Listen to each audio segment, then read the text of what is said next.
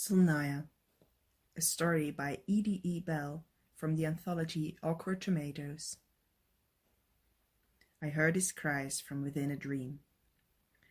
Stretching my wings from the safety of my wide pine grove, I opened my eyes, trying to decide if the cries had been real. They felt real. "Dick," I whispered. He did not answer. I rose onto my hind legs. Unless the voice was a memory, then it came from somewhere. Yes, a pool. Toward the east, toward the lands where they lived. Cool water pooled in a rock by the stream, and I lapped a long drink, trying to clear my mind. The echo was still there. I could no longer hear his cries, but the sensation drew me toward him. I must help him. I knew that if his danger were great enough to reach me here, I could not go alone. I was valuable to the other small ones. My black-scaled hide was worth many of their villages. To many, worth those villagers' lives. Who would travel with me to such darkness? I was about to find out. I stopped, remembering my egg, nestled in its bed of mud and soft needles. I had lived so many years on my own or with partners of passing interest that I sometimes forgot the egg resting beside me. Soft and vulnerable, I couldn't leave it alone. Dick's cries rang in my mind. They were real, I was certain.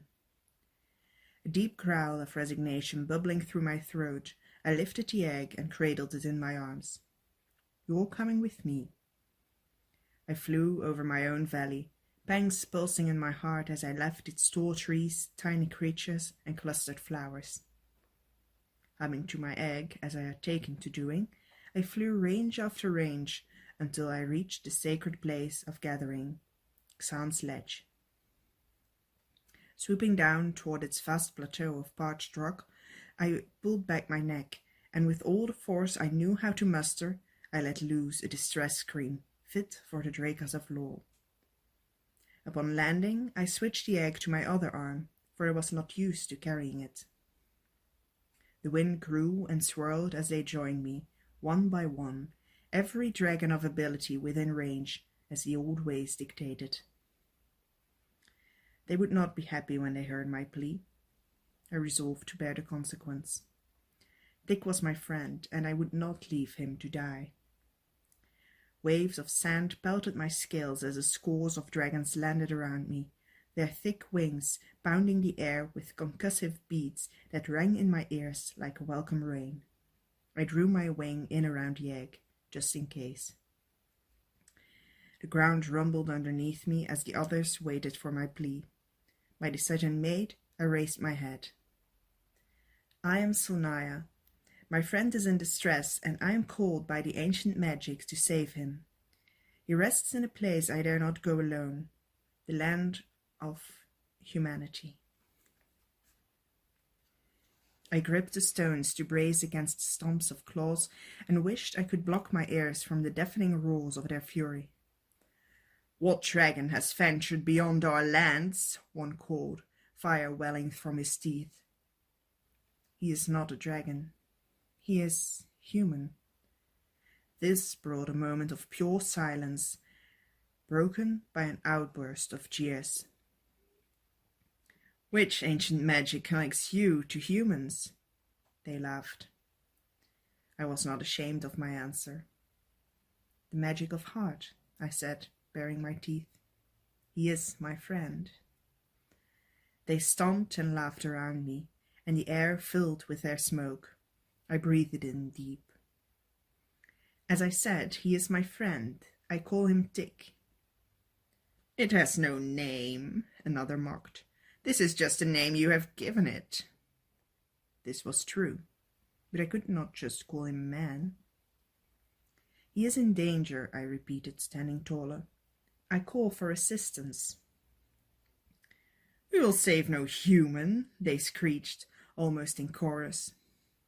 I waited until the clamor subsided, waited until they would hear what I had to say. "Then I will go alone. I will go alone, knowing that my kind no longer responds to calls of distress, that the ancient magic of heart is not just dead among humanity, but among dragonkind as well. Uneasy, I considered whether it was true, that I would go alone. I looked at the egg in my arms.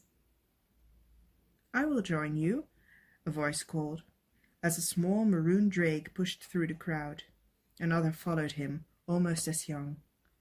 I wondered at my wisdom. Would I lead a band of youth into peril? "And I," another called, this one older. The cries deafened in my ears, as not a mere few, but a sizable band of dragons took their places on the ledge, ready to push off into flight. Pushing to their front, I gripped my egg securely and howled my best call of action, ignoring the scores who lingered behind. I launched into the sky, my wings strong and wide. Behind me, a wedge of dragons grew, like a flower unfurling across the grey clouds with petals of bright colour and hope. I led them forward, the cries growing stronger in my mind. "Dick," I called, "we are coming." There was no doubt where our quest led. A pillar of thick black smoke rose from the forest outside of a large walled city. The humans gathered outside their own walls, watching the blaze of burning timbers, yet keeping a distance from it. I could not blame them for not saving my Dick. Their tiny bodies, wrapped with thin membranes, would not survive even moments within the billowing blaze. Dick.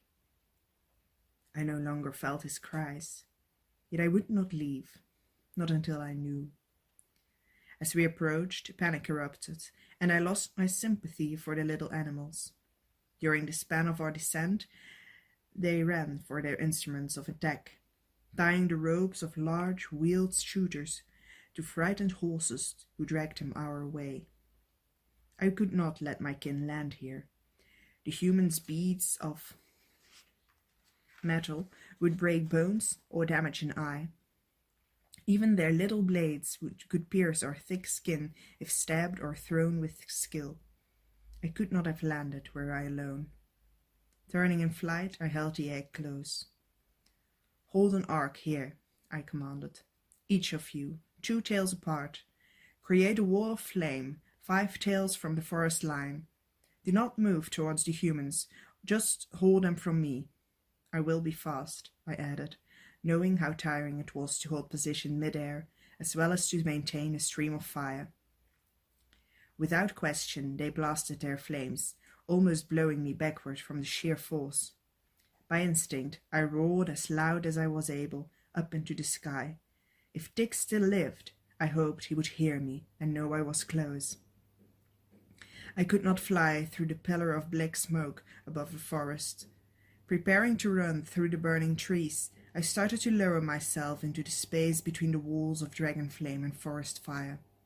I froze, hovering in place. The egg. It enjoyed a nice flame bath, but I had not had an egg before. Could it withstand a sustained inferno such as the one before me?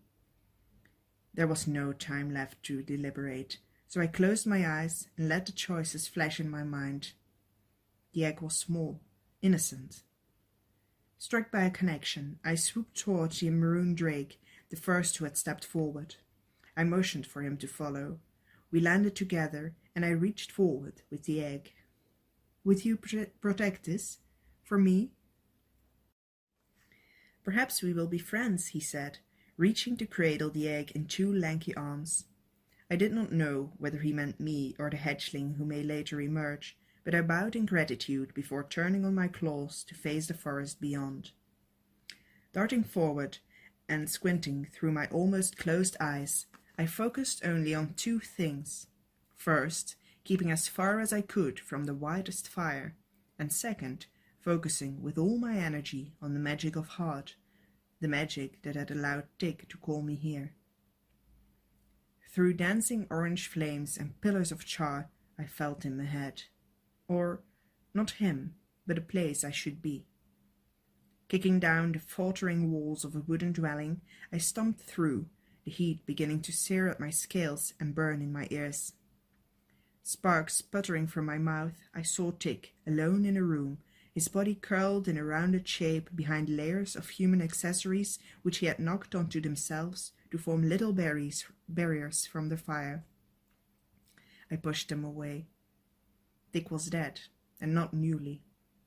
Then, had I wasted my call of distress? Would the egg and I return to Black Crest alone, scorned for our... His shape reminded me of an egg, like my egg.